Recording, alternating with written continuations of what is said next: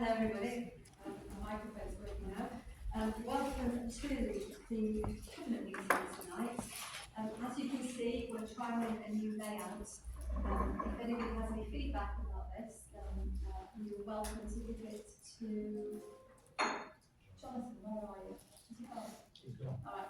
Jonathan, or Will, or Cara, if you've got any comments about how this will be So first of all, can I say that there is no planned test of the fire alarm system during this meeting? If the alarm sounds, please exit the building quickly and safely. I have to say don't use the links, but I'm pretty sure nobody would. Please leave the building by the main route, which is over here, the route we'll be going to the building. If that's unavailable, then there will be alternative routes to evacuate the building. Once outside the building, can you make your way to the old marketplace or front of the town hall? This is the emergency assembly point. Do not re-enter the building until the committee clerk has given authorisation. In the event of a security incident, we remain inside of the secured area of the town hall unless unsafe or unless we are instructed to evacuate. If we are instructed to evacuate, we are advised to disperse. We have to move this 400 metres away from the building or proceed to the specified BDC premise. Can I draw your attention to the notice in this room regarding recording and use of social media? The council permits audio and or visual recording of photography at council meetings. Proceedings of this meeting may also be recorded via social media. If a member of the public or press wishes to do so, could you indicate now? Thank you. And then I just make you aware that we are being recorded. So if we move to the first item on the agenda, which is the suspension of council procedure rules for 15 minutes to allow questions from members of the public. Are there any questions? Yeah.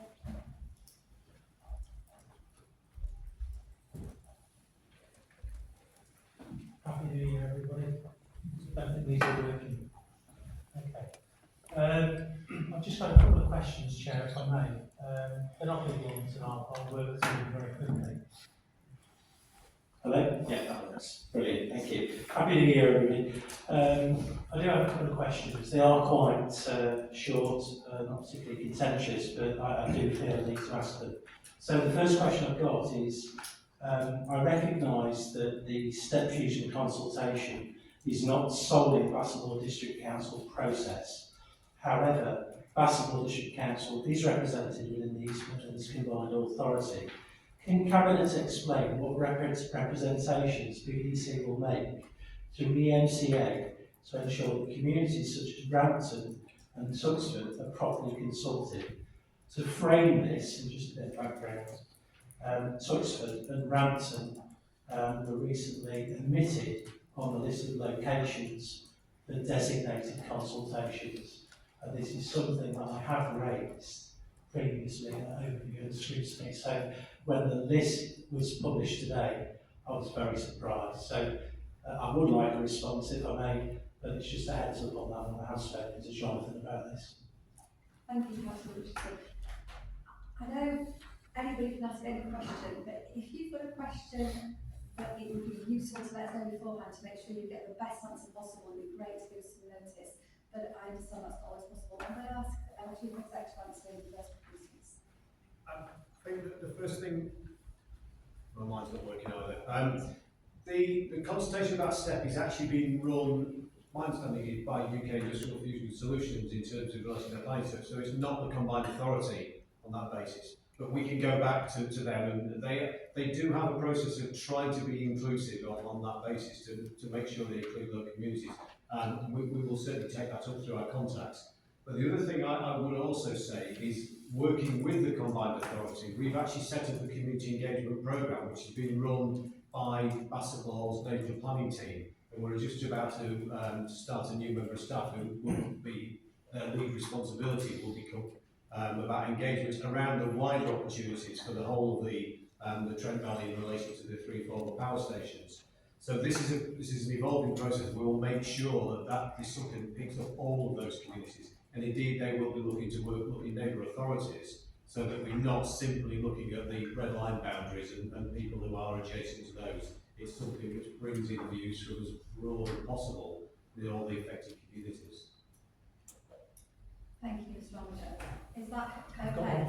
one further question, but I'm going to email you actually. It might be better to email you because it picks up on a conversation that David and I already had. So I'll send that through to you if that's okay. Okay, and we'll make sure that your comments are reflected back as John said, it's not anything per se, but we'll make sure it's reflected back. Thank you, Councillor Richardson. Any other questions? No, then we'll move to the agenda. So do we have any apologies for absence, please? Thank you, Chair. Apologies from Councillor Beale. Thank you. Are there any declarations of interest by members? Or by officers?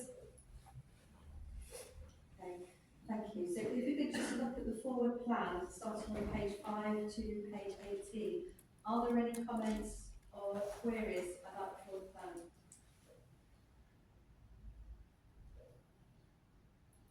No? Okay, thank you. And then if we then move to the main item that we're here for tonight, which is the reports from members for housing estates and members for services. So if we move to section 4A, pages 19 to 34, the annual housing review account rent setting review. Councillor Schuler. Thank you, and happy New Year to everybody. The annual housing revenue account rent setting review. The purpose of this report is to seek cabinet approval to set rent levels for 26-27. The council is required to keep a separate account, a housing revenue account, for its activities as a housing landlord, which is closely governed by the Local Government and Housing Act 1989 and by determinants made under the Act by the Ministry of Housing, Communities and Local Government. As a consequence of the HRA self-financing regime, the Council is required to ensure that its HRA business plan is financially viable, delivers to regulatory standards with the Regulator of Housing Consumer Standards for tenants and maintains at the minimum decent home standard. Future investment in the housing service and the housing stock is largely funded through income from properties and is therefore directly influenced by decisions on rent levels, additional borrowing or the use of cash reserves. The Government National Social Rent Policy, which came into effect on 1st of April 2020, allowed rents to increase by up to CPI plus 1% until the 1st of April 2024, with the previous government confirming that the policy would be extended to 25-26 or until the 1st of April 26. Following a consultation in November and December of 2024, the government also confirmed that this policy would be extended for the next 10 years or until 36-37, and subsequently reconfirmed this policy in the autumn budget statement on the 26th of November 2025. The policy is confirmed in the Regulatory Social Housing Rent Standard, one of the consumer standards which applies to all social housing providers. In line with the government's national social rent policy and the rent standard, it is therefore recommended that 26-27 all Bassetlaw District Council rents, social and affordable, will increase by CPI plus 1%. This is a real increase of 4.8% in 26-27 based on CPI in September 25 of 3.8%.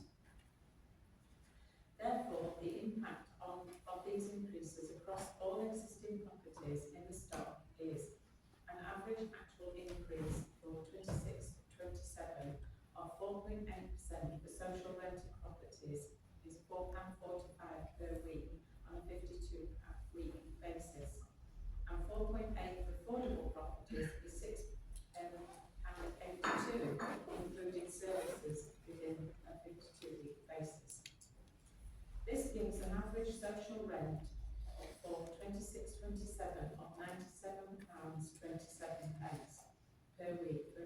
needs and an average affordable rent of £148.86, including servicing per week.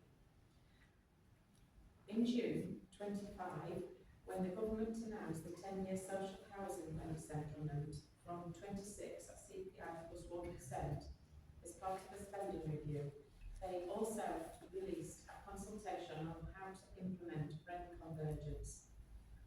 Convergence would allow rents for social rented properties only that are currently below the formula rent to increase by an additional amount each year over a period over and above the CPI plus 1% limit until the rent converges with formula rent. A convergence mechanism was originally introduced in 2002 and was abandoned in 2015. As part of the government's autumn budget on 26th of November 25, the government delayed a decision on this policy until January 26. The recommendation that all Bassetlaw District Council rents, social and affordable, will increase by 4.8% will result in an additional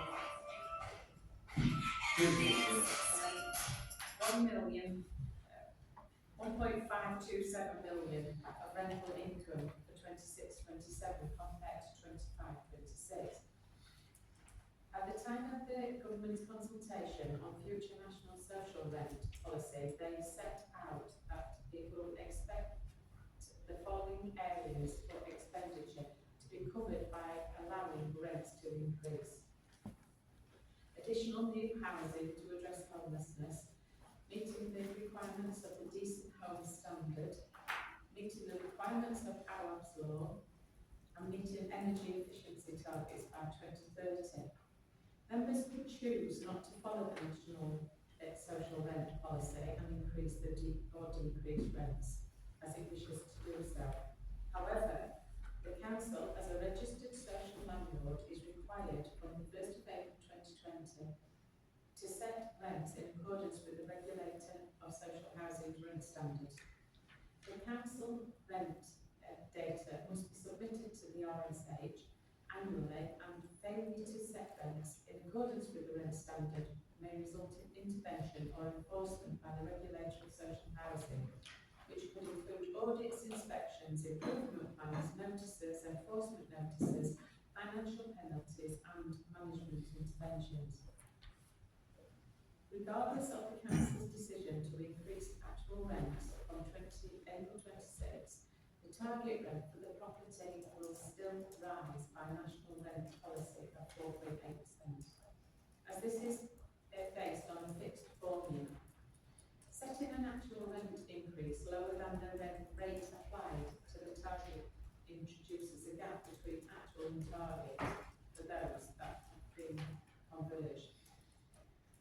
Whilst the resultant rent increase rate of 4.8% is higher than that assumed in the council's 40-year HRA business plan costs, the council of providing services to tenants continues to increase, including increased levels of employer national insurance, additional costs from contractors, wage increases, decent home standards. Borrowing costs remain high. Interest rates are predicted to be higher than rent increases going forward, and changes in the right to buy will reduce the number of sales of sold properties.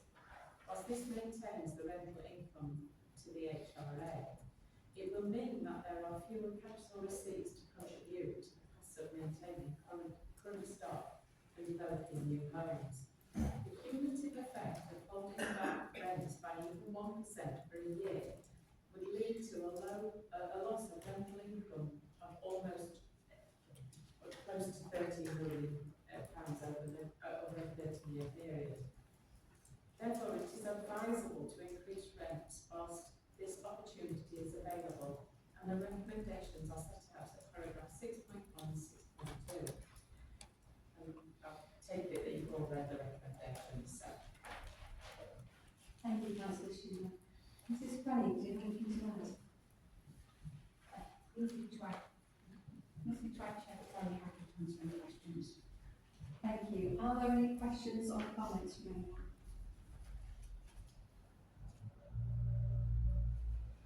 Councillor Scotland. Thank you, Chair. I want to speak plainly about what the rent policy means to our communities. It's not in abstract terms, but in real, tangible improvements to people's lives. For the first time in years, we have long-term stability. A 10-year national rent setting gives us certainty. We need to plan ahead, invest wisely, and protect the future of social housing in Bassetlaw. This is not just a financial framework, it is a foundation for progress. Because of this stability, we can generate the income required to modernise our homes, improve our estates, and meet the standards of residents rightly expect. Every additional pound raised through rent goes straight back into the housing revenue account and straight back into our communities. It funds new homes, better repairs, safer living conditions, and the upgrades needed to meet the decent home standard and Arab law. And let's be clear, the majority of our tenants are protected, with 76% receiving housing benefit or universal credit, both raising with inflation. Most householders will not feel the full impact of these increases. That matters. It means that we can invest in the future without leaving people behind. This policy also supports our long-term vision, reducing empty homes, improving energy efficiency, and ensuring that every property, whether in Worksop, Retford, Alworth or our villages, meets the same high standards. As we move towards local government reorganisation, this consistency will be essential.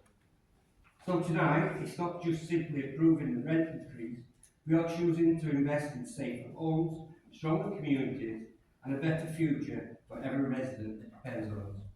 I fully support this report, Chair. Thank you. Thank you, Councillor Scotland. Any other questions or comments of Councillor McFarlane?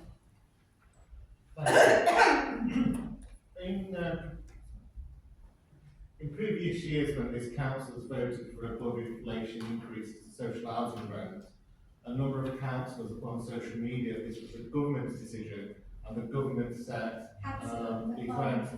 Are you? Let me just stop you. This isn't full council, so it's not about us making political statements.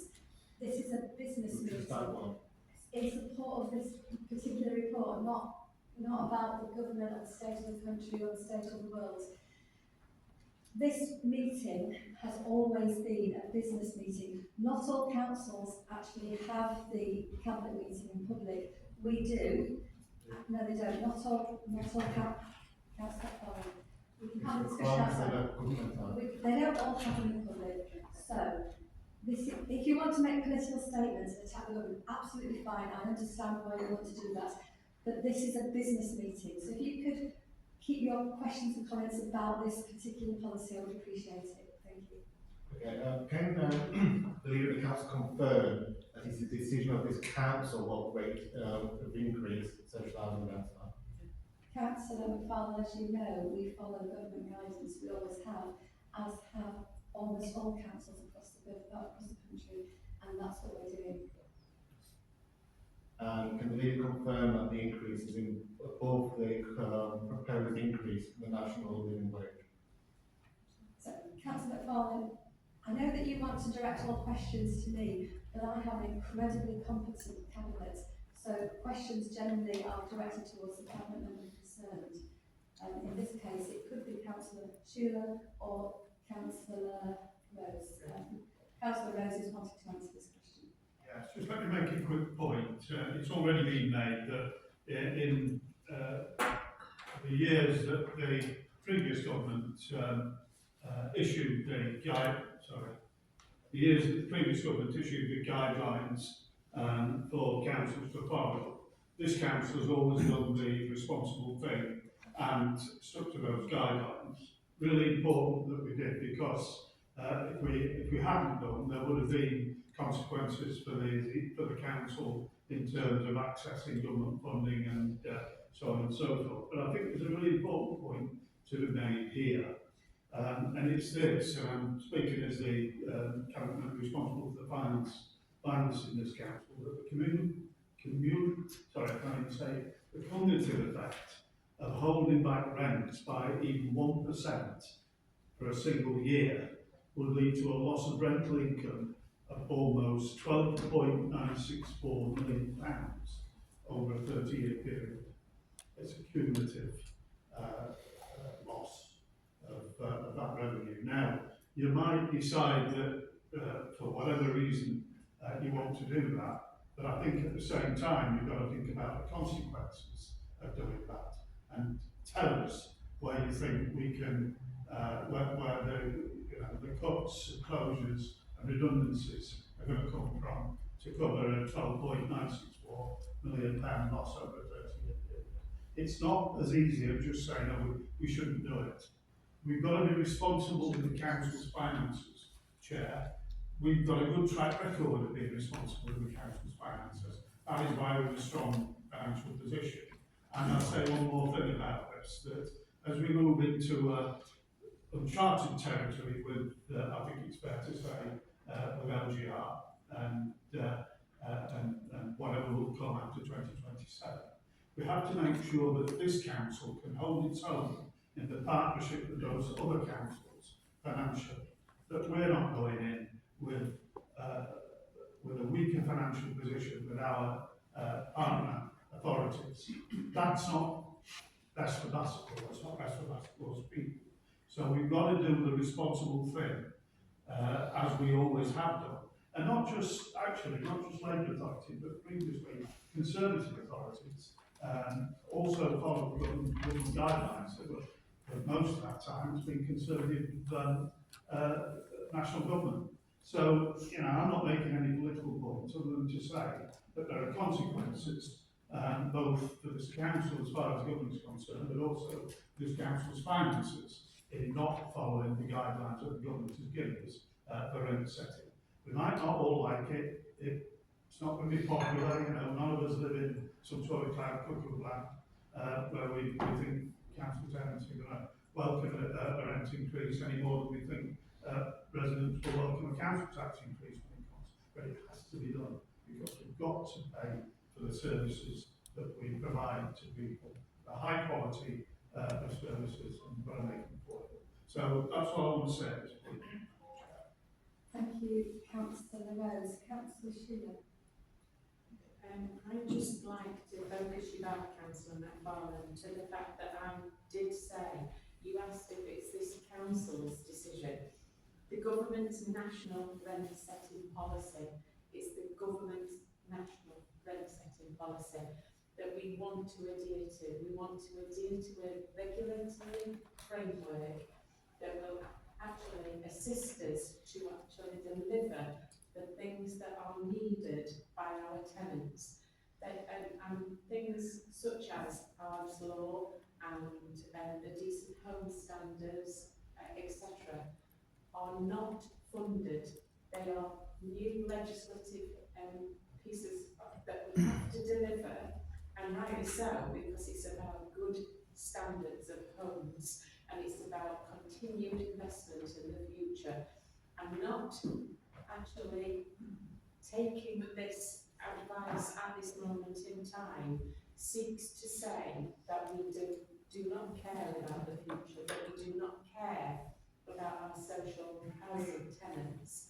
We as a cabinet and as a council do care, and we have to actually balance this budget.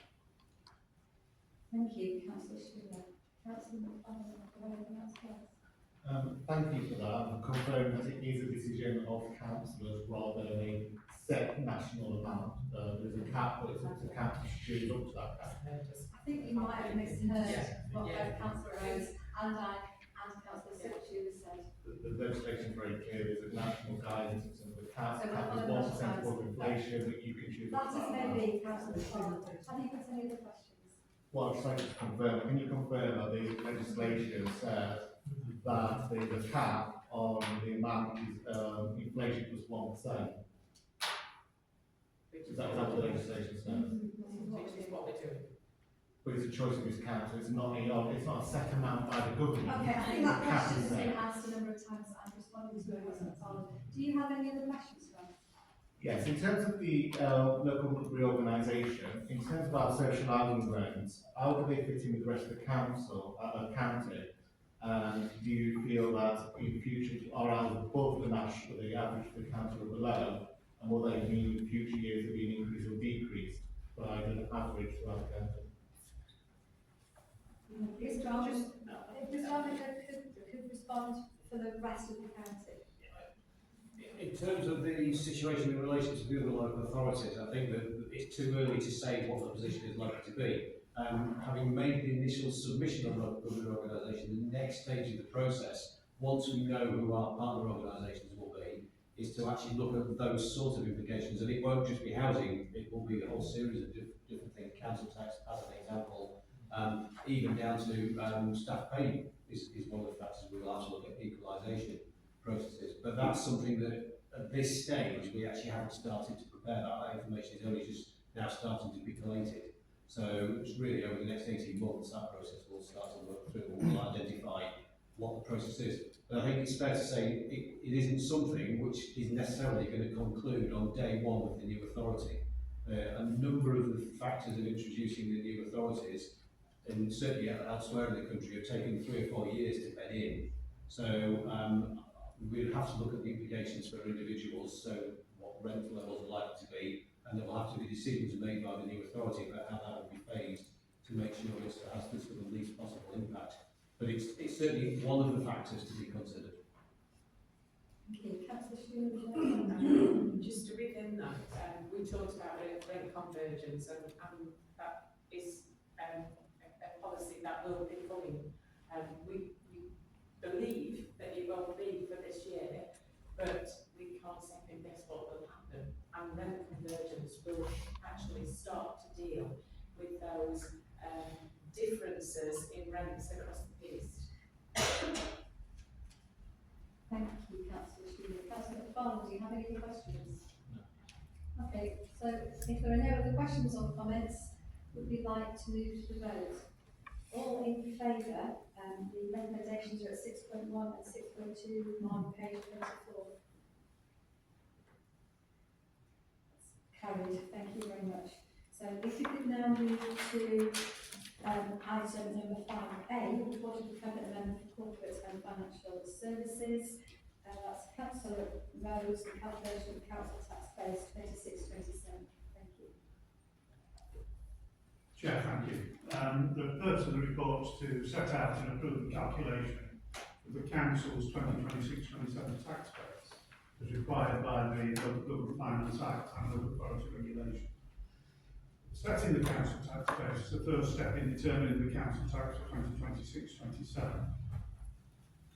Council tax base is a measure of the number of dwellings on which the council tax is chargeable in an area. It's used for the purpose of calculating the authority's Band D council tax. Formula for calculating the tax base is specified under Local Authority Regulation.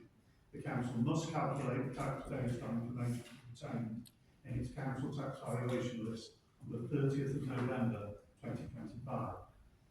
Tax base calculations for Bassetlaw are also used by Nottinghamshire County Council as well as Nottinghamshire Police Crime Commissioner and the Combined Fire Authority to determine their respective levies for 2026-27. Additionally, the figures are used by the local parish and town councils throughout Bassetlaw. The tax base calculation is determined by identifying the number of dwellings liable to be levied and the banding in which the properties are placed, and then applying relevant exemptions, discounts, surcharges and banding reductions. The information is compiled for each parish and the authority's tax base is built up for these bands. The resultant figures are then adjusted to the number of banding equivalents by applying the proportions shown at paragraph 3.7 of the report. Appendix 1 sets out a tax base calculation which shows a final tax base figure of 39,026 and the properties. This tax base shows an increase in land equivalents of 619 properties compared to the tax base for 2025-26, when it was 38,407, which equates to a growth of 1.6%. This would result in additional income for Bassetlaw District Council and other major preceptors. The tax base must be determined and notified to other relevant bodies by the 31st of January each year.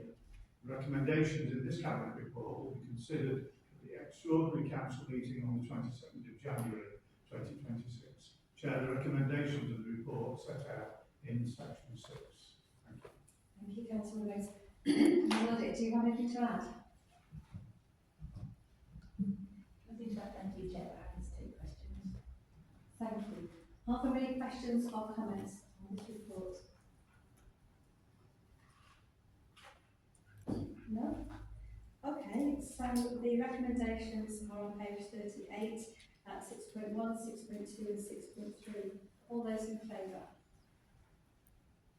And that's carried. Thank you very much. Then there are no other decisions. The next is exempt information items. So it might be that the camera needs to be turned off at this point. Although there are no exempt information items. So there is no other business which I consider to be urgent. So can I just say thank you very much to everybody for attending, and the final wish of